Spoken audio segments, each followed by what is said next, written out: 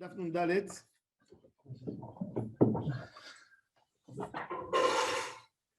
Amoud Bet. Even Shtia. La Mishnah nous a dit que cette fameuse pierre qui était dans le Kodesh HaKodashim, où il y avait le Aaron, et que le Kohen mettait les encens pendant le second temple sur cette pierre qui était soulevée du sol quelques 8 centimètres. Alors, elle s'appelle Even Ashtia. C'est quoi Shtia? Shtia, alors, Shtia en hébreu, c'est boire, mais aussi Shat, fondation. Vayashet alehem tevel. Shemimena hushtat ha'olam. C'est-à-dire dans le point du Tzimtzum, quand Kadosh Baruch Hu, il s'est rétracté et il a fait le monde dans l'infini. Le monde a commencé, ce qu'ils appellent le Big Bang de cette pierre. Au long du temps. C'est là-bas où le monde a commencé. Tana. Keman de Amar Mitzion Nivra Ha'olam. Le monde a été créé depuis Sion. Des Tanya. Il y a un débat. Comment le monde il a commencé à être créé? C'est intéressant. C'est-à-dire, nous, on sait que si tu vas creuser dans la terre quelques centaines de mètres, tu vas arriver à de la lave, à du feu et de l'énergie. Alors, est-ce que c'est l'énergie qui était à l'intérieur, qui a créé un aspect extérieur et qui s'est développé, et qui est devenu comme le monde actuel qu'on a aujourd'hui? Ou c'était de l'extérieur vers l'intérieur? Pourtant, il y a marqué Bereshit Barim, et Hashamayim, et Aretz. Oui. Comment t'expliques ça par rapport à ce qui Déjà, Rabbi Chaim Ben Attar, il pose une question très intéressante. Il dit, on sait que le ciel ou la terre ne sont pas composés. La terre n'est pas composée que de terre. Il y a de l'air là-dedans, il y a du feu. Donc, il te dit, prendre déjà les 4 bases que les philosophes ont utilisées, Eshruach Maim Afar, le feu, l'air, l'eau et la terre.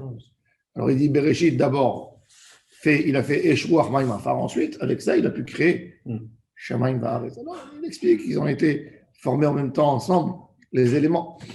Alors, mais ici, alors, il dit justement, alors regardez, Tanya Rabbi Eliezer Omer, Olam Memtsaito Nivra, Sheneemar, Betzeket, Afar Lemotzak, Veregavim Yedubaku. Job, il a dit, Betzeket Afar Lemotzak, il vient une seule yetzika, un seul moule, on a versé tout dans un moule, et après les choses se sont collées. Rabbi Yoshua Omer, ça c'est l'opinion du Tana Rabbi Eliezer qui dit qu'il s'est créé du milieu. Rabbi Yoshua Omer, et c'est vrai, c'est très logique ce qu'on dit. Ça fait tromper beaucoup de gens. Ça. Pourquoi? Parce qu'aujourd'hui, on sait que le système solaire n'est pas centré sur la Terre, il est centré sur le Soleil. Donc, beaucoup disaient, d'après la Gemara, que l'univers de manière générale est centré sur la Terre par cette Gemara. Non, mais nous, on parle pas le Soleil, il a été rapproché. Le Soleil, il a été rapproché. Akadosh Baruch Hu, dans l'infini du monde, même les Meorot HaGedolim, mais c'est avec ça qu'on explique logiquement les milliards d'années qu'il y a dans l'existence du monde. Si tu prends, comment tu calcules une année aujourd'hui? C'est avec le Soleil. En 365 jours, on arrive au point de départ. Incontestable. On sait, d'ailleurs, c'est pour ça qu'on calcule comme le calendrier grégorien. Mai, c'est mai. Août, c'est août par rapport aux saisons, chaleur, et c'est comme ça qu'on fait. Mais ça, c'est parce que le Soleil, il est dans sa position et il est sur cet endroit où il tourne. Imagine-toi que le Soleil aurait été éloigné une double de distance, par exemple. Alors, pour tourner le monde, on aurait fait, pour tourner autour de nous. Ça lui aurait pris, admettons, pas 365 jours de nos jours à nous. Ça lui aurait pris 2000 jours à nous. Non, s'il est beaucoup plus éloigné, etc. Donc, nos années, quand tu vois un dinosaure, le soleil est arrivé dans sa place que le 6e jour, quand c'était ils sont tous terminés. Akadosh Baruch Hu, ça veut dire que le Shabbat, il a positionné tout dans la place où c'est aujourd'hui. C'est-à-dire que depuis le moment où les animaux ont été créés, le 5e jour, jusqu'au 7e jour, jusqu'à Shabbat, il a pu passer 15 milliards d'années. Sans problème. Sans problème. Parce que le soleil, il était tellement loin. Il est clair, le monde était congelé. Alors, bon, c'est vrai que tu vas me poser la question, comment il peut y avoir une existence d'animaux dans le monde si le soleil est tellement éloigné? Il y avait de la lave, il y avait d'autres énergies, il y avait des choses. Mais on peut comprendre. Maintenant, la question ici, c'est pas... Les dinosaures, c'est ça, quand tu parles des dinosaures, oui. C'est une période. En fait. Oui. Ils ont vécu, il y a eu une vie. Et c'est pour ça qu'on peut estimer des milliards d'années. Est-ce qu'il y a des familles, il y a des bouquins du pourquoi il y a toutes ces planètes, pourquoi on a Jupiter, Mars, à quoi ça sert? Tu sais. Je veux dire, on dit les bêtes, les animaux, je peux comprendre. Même les bêtes et les animaux, tu ne sais pas tout. Non, c'est sûr que je ne sais pas tout. Et quand je mange un steak, je sais pourquoi. Non. Et même ça c'est ton usage à toi. Ouais. Tu l'as réveillé. T'as aimé ça. Oui. Non, c'est bien. Tu veux dire. L'idée. Le soleil, Jupiter, Mars, toutes ces étoiles. Beaucoup de choses qu'on ne comprend pas. Non, je sais. Tu sais, par exemple, les chercheurs disaient que la croissance des fruits et des légumes, elle dépend des étoiles. En fait, pour qu'un pépin, il agit dans la terre et qu'il veuille sortir et qu'il ne donne pas à l'envers, tu peux prendre le pépin, tu peux le mettre de n'importe quel sens, il va monter vers l'air, vers dehors. Parce qu'il y a ce qui s'appelle la force de la gravité. La gravité, c'est quelque chose qui tire de partout. Quand moi je jette un ballon, il va tomber par terre. Mais cette gravité, elle a une force extraordinaire. Qu'en haut, les étoiles et la lune, elles tirent de la terre tout vers eux. Toutes les plantes, elles vont sortir tous vers le haut. Elles ne vont pas se propager et s'étaler. Elles vont monter, après elles peuvent s'étaler, mais elles montent, elles sortent. Donc même les étoiles, elles ont une influence sur nous. D'ailleurs, de là est venue l'idée de l'astrologie. L'astrologie, c'est que même les Égyptiens, les anciens Égyptiens ont compris que les astres, que Mars, que Jupiter, tout cela, ils ont une influence sur l'être humain, pas une influence, et c'est pour ça qu'ils ont mis par rapport à ça beaucoup de données, énormément de données. Et tu vois que ça marche. Avec nous, les Juifs, on est hors du mazal, il y a une Akadosh Baruch Hu qui intervient là-dedans et qui nous fait sortir du système. Mais cette chokhma de l'astrologie, c'est une chokhma existante. Il voyait des choses extraordinaires. Pharaon, quand il voyait des choses, il a dit « Je vous vois en sang dans le désert. Bera, Otsiam la Rogotam Be'arim. » Je vois l'étoile qui s'appelle Ra. Et mon cher Rabbeinu, il a fait la Mila pour faire ça, il a fait ceci, et il a dit, Moshe, il a dit, Lama Yomru Mitzrayim les morts. Bera, Otsiam la Rogotam Be'arim. Il a dit, il va dire Pharaon, voilà, que la règle qu'il a imposée en astrologie, elle est valable même pour nous, pour un Israël. Alors il a dit, tu es obligé de montrer qu'on est différent. D'où la Brit Mila, non? La Brit Mila, oui. Il a fait du sang de Mila. Alors bon, donc dans tout ça, chaque chose, c'est sûr qu'il a un rôle. Maintenant, nous, on parle, il faut savoir que les mondes ont été créés, nous, on ne peut pas dire en parallèle, parce qu'on ne sait pas que ça veut dire un parallèle. Un parallèle pour nous, c'est que j'attrape deux choses dans mes deux mains et en parallèle, je les pose sur la table. Le parallèle d'Akadosh Baruch Hu, on ne le connaît pas. On ne sait pas. La Gemara déjà elle a posé la question. Il y avait un débat entre Beth Shammai et Beth Hillel. Bereshit bara Elohim et Hashamayim et Haaretz. Qu'est-ce qui a été créé le premier? Le ciel ou la terre? Et la Gemara, le Midrash, il parle d'une conclusion. Il dit qu'en fin de compte, que le monde le monde ressemblait, moi je vous explique, à un lait qui caille. Un lait qui caille. Et doucement, doucement, tu as des petites boules dans l'eau qui se créent. Quand tu vois le verre de lait, quand tu as fait la traite de la vache, tu vois du lait. Tu bois, il n'y a rien de dur qui se colle dans les dents. Il n'y a rien. Et pourtant, il y a là-dedans l'élément de la graisse, l'élément du fromage qui se colle. Et quand Kadosh Baruch Hu, il a créé le monde, en réalité, il a tout voulu créer, tout était là. Et chaque chose s'est exprimée avec un temps. Chaque chose s'est mise là-dedans. Maintenant, dans notre monde, nous, on a à s'occuper de notre monde à nous. Maintenant, on n'est pas là pour comprendre. On a besoin de vivre. On a des conséquences par rapport à nous. Qu'est-ce qu'il veut dire tout ça? Tout ça, toutes ces questions-là de la Gemara, ce n'est pas des questions en théorie. Ça a une influence du moment que tu comprends quel est le premier produit. Tu comprends quel produit a plus d'influence sur nous. Nous qui nous sommes là.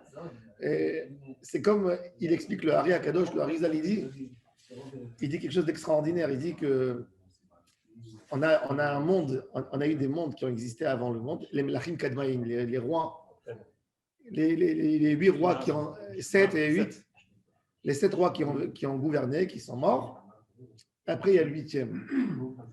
Et en fin de compte, c'est des mondes qui ont existé, qui ont été détruits. Et le Hari Akadosh, il pose la question pourquoi? Pourquoi on avait besoin? Pourquoi Kadosh Baruch Hu n'a pas, si c'est le créateur, pourquoi il n'a pas pu créer quelque chose de complet directement? Alors il explique que cette idée, c'est l'idée que Kadosh Baruch Hu a voulu instaurer en nous, que même après la mort, qu'un homme meurt, un juif meurt, des fois il a pu passer 200, 300, 500 ans de sa mort, il peut arriver à un tikkun. Même si au moment où il est mort, il était éloigné, il n'a rien fait. Et c'est pour ça qu'il dit Veruach Elohim merachefet al penei hamayim merachefet. Le Harizal dit merachefet, c'est les lettres Rapar Met. Rapar, c'est les 288 étincelles qu'il explique d'où elles sont venues. Ils meurent de la même manière qu'un corps meurt. Et la Triat Ametim, elle se fait d'une cellule. Une cellule, une petite cellule. Et aujourd'hui, on le comprend plus que toujours.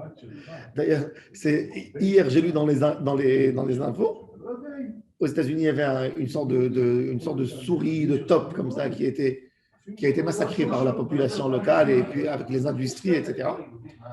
Et il y a 30 ans, ils ont pris une de ces souris. Il n'y a que 1000 dans le monde aujourd'hui qui sont gardées dans des choses spéciales alimentées. Il y a une qui est morte. Elle a été congelée il y a 30 ans.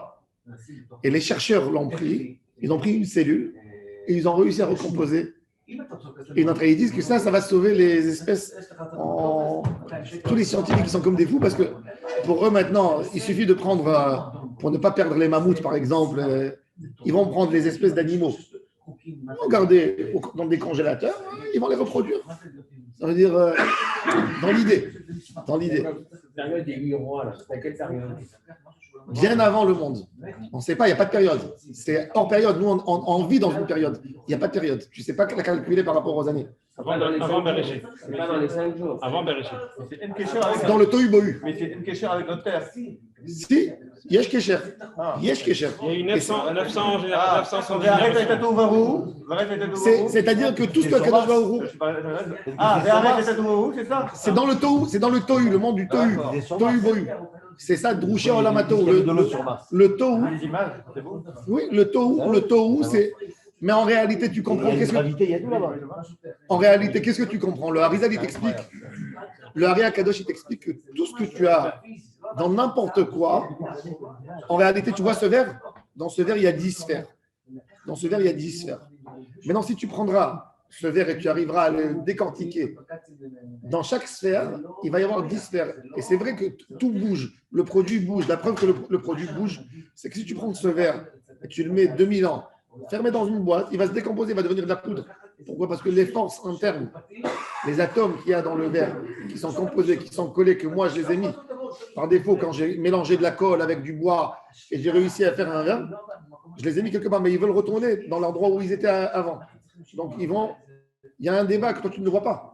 Et doucement, il va se décomposer même si je ne touche pas, même si je n'interviens pas. Donc, dans tout, il y a. Dans le Olam Hatou, c'est les racines de notre monde à nous.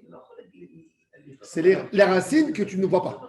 La chronologie, c'est quoi? C'est le Tohu Bohu. Le Tohu Bohu, non, il y a l'infini. Il y a l'infini. Non, il y a l'infini. Il y a l'infini d'Hachem. Mais arrête, là, t'as tout, va vous. Il y a le Tzimtzum. D'abord, il s'efface Hachem. En tout premier, il y a le Tzimtzum.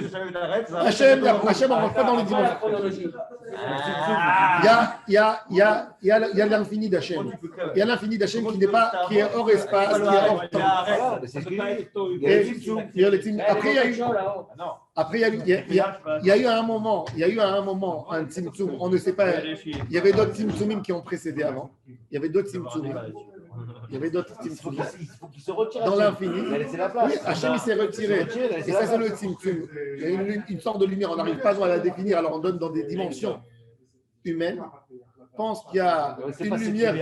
Oui, mais on pense qu'il y a, une lumière et pense qu'il y a une rétractation dans la lumière, comme si toi tu étais là et tu vois que du noir dans ce qu'il y a eu. Et là, il y a un tuyau qui rentre d'en haut et qui fait un premier rang, ça c'est les Higoulim. Le premier, il fait un deuxième, un troisième, un quatrième, un cinquième, un dixième. Et dans ceux-là, chacun il fait à l'infini des ronds, comme de l'oignon. Un oignon qui tombe en tour Gildevet Salim. Et ça crée. Et en réalité, ça c'est Tzimtzum. Ça c'est le premier Tzimtzum. Et ça c'est le Tzimtzum qui a créé le monde en manière de Higouli. Maintenant, la manière qu'Akadosh Baruch Hu, il met dans cet espace qui s'est rétracté, il met de la lumière, c'est d'après des mesures. Maintenant, dans ces endroits, il y a des lumières grandes qui sont pures et qui sont extraordinaires. Et que comme le Tzimtzum, de la même manière que le Tzimtzum il a été fait, que la grande lumière elle n'est pas rentrée, même dans ces lumières, quand tu as les belles lumières qui sont de qualité, elles ne veulent pas rentrer à l'intérieur, se bloquer dans un petit truc. Donc nous, notre monde à nous, qui est le plus sale, qui est de la matière brute, qui est le monde de la Asiya, dans les sphères, il s'appelle Malchut, c'est le dernier. Et tous, ils sont maquillés, donc plus tu rentres, et tu vois bien, plus tu montes en haut, plus c'est pur, plus il y a dans l'atmosphère, plus il y a moins de dégâts. C'est gigantesque. Un dégât humain. Si demain un homme il a envie de détruire la Terre, il va jeter des bombes atomiques, il va exploser toute la Terre, mais il ne peut pas atteindre, il ne peut pas infester le ciel. Et puis tu vois Hachem. Et c'est exactement, et c'est nous, notre monde à nous, il est là-dedans, il est là. Maintenant, alors, il est là, c'est-à-dire qu'après Tzimtzum, excuse-moi la chronologie, Tzimtzum, il y a eu plein de galgaliers. Dans le Tzimtzum lui-même, il y a eu des étapes à l'infini. Il y a des qui disent qu'il y a eu 18 000 Adam Kadmon qui ont précédé Adam Arishon dans la Koubalim. 18 000, c'est-à-dire c'est une forme d'un homme qui redonne une source à un autre homme, qui redonne une source à un autre homme. C'est pas un père-fils. Avant Bereshit. Avant Bereshit. Oui. Avant Tohu Bohu. C'est des choses qu'on on ne rentre pas. On ne rentre pas. Il faut 40 ans pour commencer. Non, il pose des bonnes questions. On a le droit de parler là-dedans, mais c'est. La Mishnah dit dans ma Masechet Chagiga, on ne rentre pas trop là-dedans. Mais l'idée principale qu'on a besoin de savoir, je ne vais pas maintenant rentrer dans le détail. Non, mais c'est absurde de donner la chronologie. Si, mais il n'y a pas de chronologie parce que le temps, il n'existait pas. On est avant. Là, on est dans l'année 5781. On sait que Tzimtzum, c'est avant Bereshit. 10 ans, j'ai appelé ça la préhistoire. D'accord ? Préhistoire. Parce que je ne peux pas lui donner. Aujourd'hui, moi, je vis dans un temps. Je vis dans un délai. Je suis né de mon père qui a eu un temps, qui m'a amené à telle année de sa vie, à tel parcours. Donc, je peux donner un temps. Là-bas, c'est hors du temps, hors de notre temps à nous. Donc, je ne peux pas te donner. Je ne peux pas le mettre en équivalent. Pourquoi Hachem, à un moment, il a dit je vais arrêter le Tzimtzum, je vais arrêter Tohu Bohu, je vais faire Bereshit. Non, il n'a pas arrêté le Tzimtzum. Il n'a pas arrêté le Tzimtzum. C'est comme des essais. C'est pas des essais. Il n'y a pas besoin d'essais. C'est pas comme des. Akadosh Baruch Hu, il n'a pas besoin d'essayer. Non, mais il n'a pas besoin d'essayer. Non, mais. Akadosh Baruch Hu, il a voulu formuler notre monde. Nous sommes les races. Nous sommes en fait. Eux, c'est nos racines. Et nous, ce qui s'est passé avec eux va se passer avec nous. Non, c'est-à-dire qu'on est lié. Mais dans une autre forme. On est El lié. Shaddai, c'est la continuité d'un souffle. En vérité, il a Tout donné ça, un c'est pour donner et ça continue. l'idée. Tu lances une balle, et la balle, elle continue à rouler. Mais l'idée principale que tu dois retenir par rapport à toi, c'est que toi, tu ne peux pas vivre, tu ne peux pas recevoir une si grande lumière parce que tu seras ébloui. Tu as besoin d'avoir, de la même manière que dans les lunettes, il y a une protection UV, ça te fait des protections pour pouvoir vivre ta vie et pour pouvoir avoir une identité. Un enfant, quand il se rebelle contre ses parents à 16, 17 ans, 18 ans, c'est pour le préparer justement à trouver son indépendance. Parce que s'il est là et il parle comme son père, et il mange comme son père, et il parle comme sa mère, et il mange comme sa mère, il n'a jamais trouvé son identité propre à lui. Et le monde, les étapes qu'on va passer dans ce monde, c'est pour nous donner justement à nous une identité, mais qui va vouloir faire la volonté d'Hachem Yitbarach avec toutes les épreuves qu'il y a aujourd'hui. Et c'est là où va se manifester quelque part l'idée d'Akadosh Baruch Hu. C'est de montrer comment quelque chose qui est éloigné, qui va trouver une identité que de lui-même, et en fait, ces étapes, elles vont donner à nous, l'homme, chaque étape, chaque voile qui nous sépare, elle nous agrandit notre libre arbitre. Parce que si on était plus proche, tu ne peux pas fauter. Comme le lendemain de Matan Torah, tu as tout vu. Et justement, et ça, c'est les épreuves. Et ça, c'est notre monde à nous, qui s'appelle Olam. Que le nom de Dieu, il s'appelle Olam parce que le nom de Dieu, il est né Elam. Il est caché. Il a tout fait pour que son nom disparaisse et pour que l'homme puisse le trouver. Vous avez raison que plus on avance, on va dans la nature isolée, plus on voit Hachem. C'est vrai que le rapide, tu prends un juif qui ne croit pas en Dieu, mets-le au milieu de la mer dans une barque, tu vas voir s'il va consulter les dieux. Mais bon, quand tu vois la grandeur autour de toi, c'est là où tu prends conscience. Non, mais ça c'est une autre chose. Le juif dans la barque, tu sais pourquoi? Parce qu'en réalité, nous tous. Oui, c'est excellent. Oui, tu vois, moi je prends pas du jour, je fais dans une vidéo. Parce que nous tous, non, parce qu'en réalité, l'homme, qu'est-ce qui le dérange à croire en Dieu? C'est très intéressant. Pourquoi on ne veut pas croire en Dieu? Parce que ça nous oblige à faire des choses. Parce que si tu crois en Dieu, tu ne peux pas manger ce que tu veux, tu ne peux pas dormir comme tu veux, tu ne peux pas vivre comme tu veux. Alors, c'est ça, c'est l'idée qui fait révolter les gens contre Hachem. Mais quand l'homme il est dans un endroit où il va perdre sa vie et il pense que c'est que lui qui peut lui la donner, bien sûr qu'il va se retourner vers lui. Juste pour donner une ordre de grandeur, dites-moi si je me trompe, il y a eu 26 générations depuis la création du monde jusqu'à Matan Torah. 26 générations. Et en fait, il y a eu 974 générations avant la création du monde. Et en fait, il y a eu 1000 générations depuis le début de ce projet. La création du monde, c'est Bereshit. Et en fait, il y a eu 1000 générations depuis ce projet initial, même incluant le Tohu Bohu, jusqu'à Matan Torah. Même le Dor, il faut savoir que quand nous on parle de génération, il y a fait mode. C'est quoi génération? Il y a fait mode. Ça fait pas 15 milliards d'années, mais génération. Attends, c'est quoi génération? Alors Adam, par exemple, il s'est accouplé avec sa femme 2 heures après qu'il a été créé. Mais bon, quand tu dis 15 milliards d'années, arrête-toi de 2 minutes et pense au le nombre, il est complètement stupide. Parce que eux, ils calculent. Eux, ils calculent, les chercheurs, selon un donné qui s'est accumulé, qui s'appelle le carbone 14. Le carbone 14, quand il y a 7 couches, on a pu l'examiner par rapport à 2 ans, à 3 ans, à 5 ans, à 10 ans. Combien ça fait? Donc, ils regardent le volume du carbone 14 et ils le multiplient. C'est faux. Parce qu'on sait, par exemple, regardez rien que le virus, comment il mute. Même le carbone 14, il peut muter avec des environnements exceptionnels. Quand il y a un déluge, quand le monde entier il devient une température de admettons, 80 degrés. Admettons, on ne sait pas, on ne connaît pas. Mais imagine-toi que les océans, que l'eau de la mer, elle devient bouillante et que ça influence. Si tu vas prendre ce verre, tu vas le mettre dans la terre et tu vas venir dans un an et tu vas ouvrir et tu vas voir qu'est-ce qui s'est passé avec le verre. Maintenant, ça dépend aussi le verre que tu as mis. Si tu as pris une cafetière, tu as pris une cafetière que tu as l'habitude de faire ton thé dedans tous les jours, elle va être dégradée après un an, beaucoup plus que la cafetière de Pessah, que tu l'as utilisée que.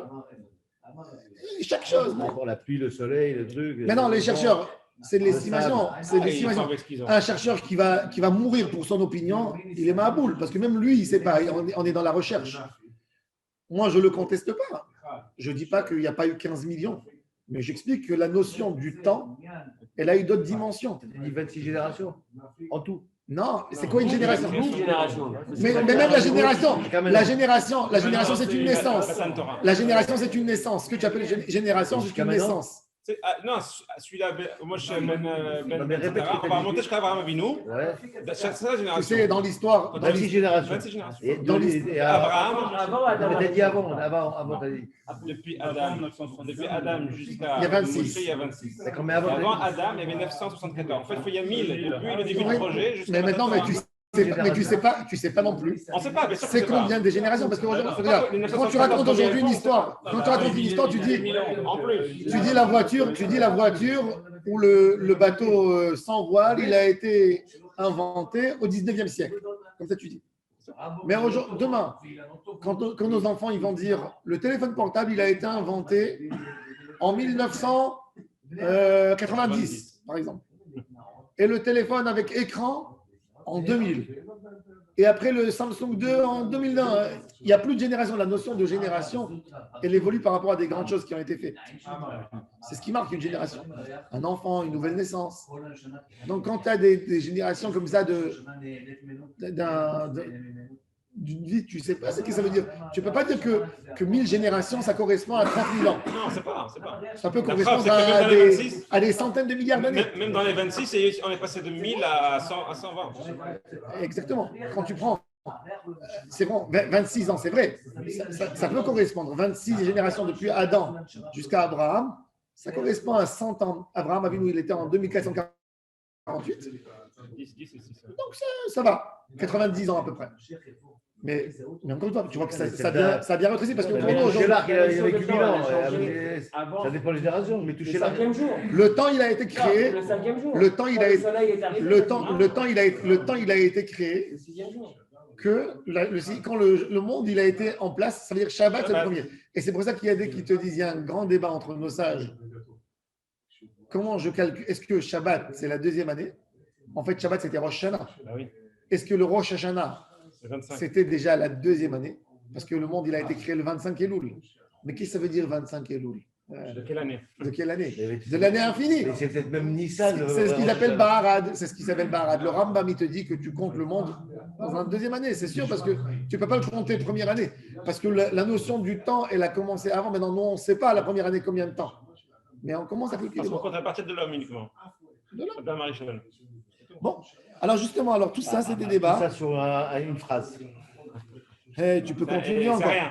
Rabbi Yoshua Omer, Olam min hatzdadim nivra shneimar, ki la sheleg yomar he ve'eretz, ve'geshem matar ve'geshem mitrot uzo.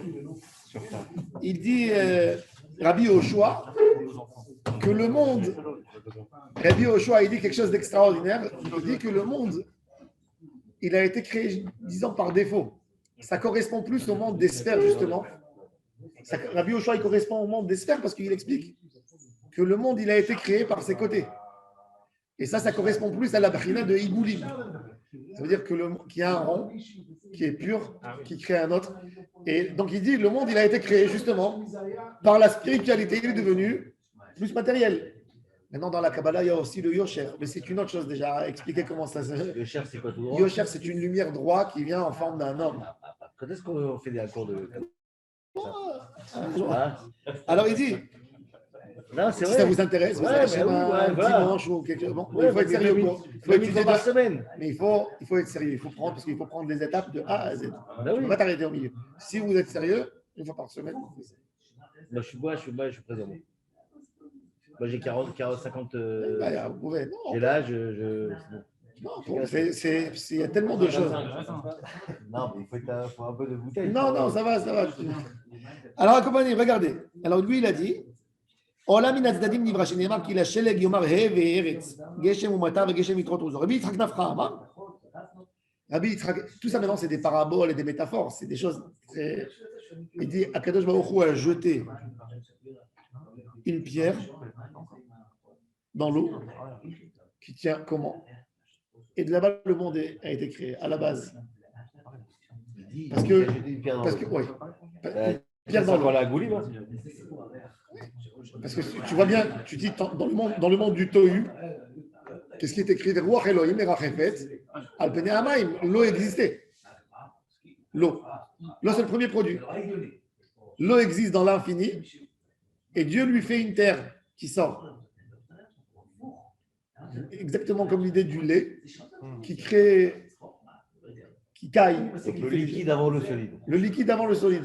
Et ça te montre la grandeur du créateur. Pour nous, c'est le solide avant le liquide. Que du liquide en fait un solide. C'est Rabbi Yitzhak Tafra. En réalité, tous, ils ont raison. Chacun, il parle d'une autre Bechina. Chacun, il parle d'un autre aspect. Chachamim Omrim, Mitzion Nivra Sion. C'est intéressant. C'est-à-dire, et déjà, les Mekoubalim, ils expliquent que chez Akadosh Baruch Hu, c'est quand Shabbat. Comme en Australie, comme à Paris, comme à New York. Quand le Shabbat, il rentre et il sort en haut. Comme en Israël. Le Gan Eden, le Gehinom, quand il ouvre, c'est parce que le Gehinom, Shabbat, c'est pour ça que Moutzaï Shabbat, on fait Chouva, on dit Yoshem Beseter Edom parce que les Neshamot, elles reviennent, elles sont angoissées, elles font du mal à tout leur entourage. C'est pour ça qu'on n'a pas le droit de boire de l'eau à Seouda Shlichit, du moment qu'il y a la Shkia, il faut éviter, etc. Pourquoi? Parce que les Neshamot, elles se sauvent, elles essayent de se cacher dans l'eau. Elles peuvent faire des dégâts. C'est un moment très très dur, c'est un moment de rigueur, Motzei Shabbat. Alors, c'est quand Shabbat Hakadosh Baruch Hu, il dit le Hachir Hakadosh, du premier endroit où Hakadosh Baruch Hu a créé le monde. Le monde du temple, quand tu vois le coucher, le soleil qui couche là-bas, Shabbat rentre dans le ciel. Shabbat sort là-bas. Et c'est là-bas. Alors, c'est un décalage. Et, non, et. Quand je suis à Paris. C'est bon, il y a fait Meod. Il n'y a pas de problème alors. Le Rida, il y a fait Meod. Il a fait. Alors, le Rida, il dit, c'est pour ça que la Torah, elle a dit à propos du Shabbat, Loteva'u esh, bechol moshevotechem b'yom Shabbat. C'est pourquoi la Torah, elle a dit, bechol moshevotechem, où vous vous asseyez, où vous vous habitez. Il ne faudrait pas que tu dises, tu sais quoi, j'habite à Paris, je fais mon Shabbat après Jérusalem. Si Akadosh Baruch Hu disait b'yom Shabbat, c'est son jour à lui. Ça aurait pu être un truc comme ça. Ça aurait pu être sur en Australie, et ça par rapport à ce que tu as dit par rapport à l'eau, par exemple, toutes ces règles-là. Mais bon, il faut le faire parce que si demain tu es en Israël, là, on est à 5 minutes de décalage de Jérusalem. Mais à Paris, c'est autre chose. On le fait pour faire attention si quelqu'un il est là-dedans. Alors il dit, c'est ce qu'il dit. Chachamim omrim mitzion nivra, sheneemar mizmor le'asaf el Elohim Adonai ve'omer mitzion michlal yofi mimenu muchlal yofio shel olam. Michlal, c'est-à-dire que Jérusalem, tout ce qu'il y a dans le monde, il y a dans Jérusalem. À la base, Jérusalem, c'est la racine, c'est le shoresh. Dans le Tzimtzum, parce que même dans les Tzimtzumim, il y a ce qui s'appelle premier Tzimtzum, deuxième Tzimtzum, troisième Tzimtzum. Il y a une première rétractation, il y a une deuxième rétractation, une troisième, il y a des rétractations. À chaque niveau, quand une lumière elle a besoin de rentrer dans une autre, il y a une rétractation. Jérusalem, dans le monde matériel, c'est la rétractation du monde. Tout ce qu'il y a dans le monde, il y a dans Jérusalem. Et c'est pour ça que quand il y a un problème à Jérusalem, le monde entier souffre. Même les goïms le savent, tu vois bien. Tu fais bouger une aiguille à Jérusalem, ça parle en Australie, dans la télé. Sans qu'ils veulent, mais c'est ça. C'est le Hémet. Sans qu'ils veulent. C'est comme ça. C'est comme ça. Le monde entier, les 13 croisades d'Europe pour venir prendre Jérusalem. Les musulmans du monde entier, ils ont fait la guerre du djihad pour prendre Jérusalem. Et là, Jérusalem, elle revient à ses enfants. Elle revient. Et il y a des difficultés parce que le monde entier, ça le déstabilise.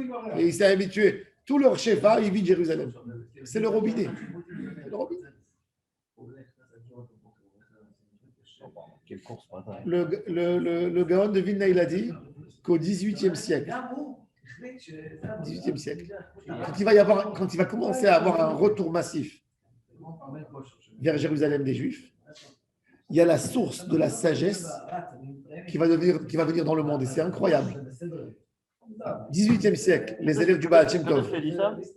le Gaon de Vilna, il écrit dans le commentaire sur le Zohar. 18e siècle, il y a le retour, le début de la Aliyah massive en Israël.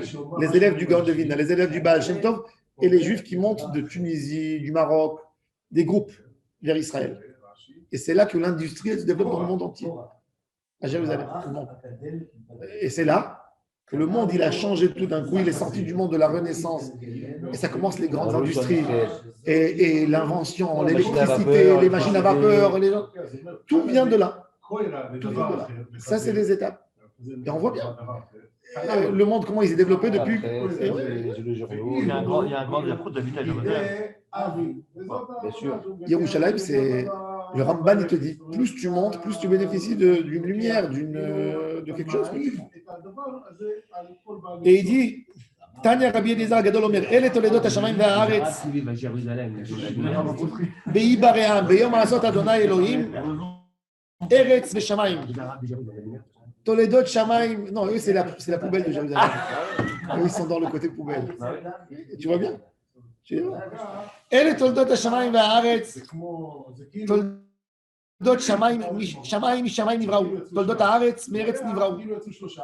C'est intéressant parce que le ciel, il a été créé de quoi? Un créateur, un artisan, un menuisier. Il fait une table en bois, du bois. Alors, le shamaim, il a été créé de quoi? Le shamaim. Le Shamaim, il a été créé d'un Shamaim. Le ciel. Le ciel. Le ciel que tu vois aujourd'hui. Quand tu le vois d'ici en bas, tu vois un grand voile, un grand tapis énorme qui couvre. Le Shamaim, il a été créé de Shamaim. Bon, nos sages disent Shamaim, ça veut dire Eshmaim. Le feu avec l'eau. C'est le feu qui va chauffer l'eau pour qu'elle descende en pluie. Et le Esh qui va s'éloigner de l'eau pour que ça va devenir en neige, Shamaim. Et aussi, Shamaim, ça veut dire aussi une idée de Sham en hébreu. Sham. Là-bas. Loin. On dirait un éloignement. Tu dis Sham. Tu n'as pas dit cette fondation aussi? Et il y a aussi les quatre, les Arba Yesodot. Même dans le ciel, tu as de la terre. Même dans le ciel, il y a une sorte de terre. Dans tout, il y a. Et ça, c'est basé sur, justement, alors il te dit Shamaim Nivreo. Ve'eretz, Nivrea Me'eretz. Même dans le Eretz, pour arriver à une terre qui se développe, il y a des matières brutes comme des rochers. Quand tu as par exemple un tremblement de terre dans l'eau, où tu as une lave, tu as comment dire, un gage, Une éruption de volcan. un volcan dans l'eau qui crée une île. Qu'avec le temps, il y a de la terre qui se développe, tu peux semer, il y a de l'eau dedans, de l'eau douce, etc. Donc, Eretz, Meretz, Nivrea. Et les deux, il dit, Ve'elu, Mitzion, Nivreu. Et tout ça est venu de Jérusalem. C'est pour ça que Jérusalem, elle existe même au milieu du trait. Et elle s'appelle Yefé Nof. En hébreu, Nof. Nof, ça veut dire quelque chose, une harmonie. La seule harmonie qu'il peut y avoir du monde, la vraie harmonie, qu'un homme se sent aussi une stabilité, parce que Daniel, il a posé la question, les étoiles, etc. Tout ça, ça a une influence sur la neshama de l'homme. On sait que quelqu'un, dans l'astrologie, tu sais que quand quelqu'un il est né telle et telle date, il y a des jours qui ne sont pas bons pour lui. Il y a un jour pour ne pas commencer des affaires. Pourquoi? Parce que dans sa neshama, comme ça c'est attaché à ça et ça c'est attaché à ça, il y a un problème. Ils sont en train de se cogner aujourd'hui, ils ne sont pas dans la rencontre de l'autre. Ils ne rentrent pas là-dedans, mais dans l'idée, c'est ça le savoir de l'astrologie. Mais Jérusalem, elle a une harmonie en elle de toutes les forces. Et c'est pour ça qu'elle s'appelle Shalem. Yérou, Shalem. Elle a Shalem, elle a le Shalem. Elle a deux Yud en réalité, mais du moment qu'il y a la destruction, le Yud, dans l'idée, le Yud, dans le nom divin d'Hachem, on a Yud qui est Vavke. Le premier Yud, c'est Chokhmah. C'est la sagesse, c'est la sphère influente. Mais dans le Yud, on a une petite épine qui s'appelle le Keter. la couronne. Et de là-bas, dans le premier Yud du nom divin, Yud Kevavke, l'épine qui est en haut, c'est la couronne. C'est de là-bas le secret du Tzimtzum qui commence à rentrer dans le nom divin d'Hachem. Parce que le nom Yud Kevavke, Ado, mais comme il le prononce chez eux, chez les chrétiens, Jo, etc., c'est la présence d'Hachem dans ce monde. Le début du Tzimtzum, le Sod, d'où la lumière est commencée à rentrer, elle rentre par là-bas. Dans le Yerushalayim, quand on a le deuxième Yud, c'est le Yud de la présence qui maintient le monde. Et tant qu'il n'y a pas Beth Amikdash, on écrit Yerushalem. Jérusalem, pas Jérusalem. Jérusalem. C'est intéressant que même les Goïms, ils disent vous êtes Jérusalem, vous n'êtes pas Jérusalem. Il n'y a pas Jérusalem. Il y a pas. Que chez nous, en hébreu. Yerushalayim. Pourquoi ils ont transformé le nom? Parce qu'il manque le Yud du chef, le deuxième. Dans la Torah, il y a Yerushalem dans la Torah. Il y a Melech Shalem. Il y a Shem, le fils de le fils de Noé, qui rencontre Abraham Avinu sur Jérusalem.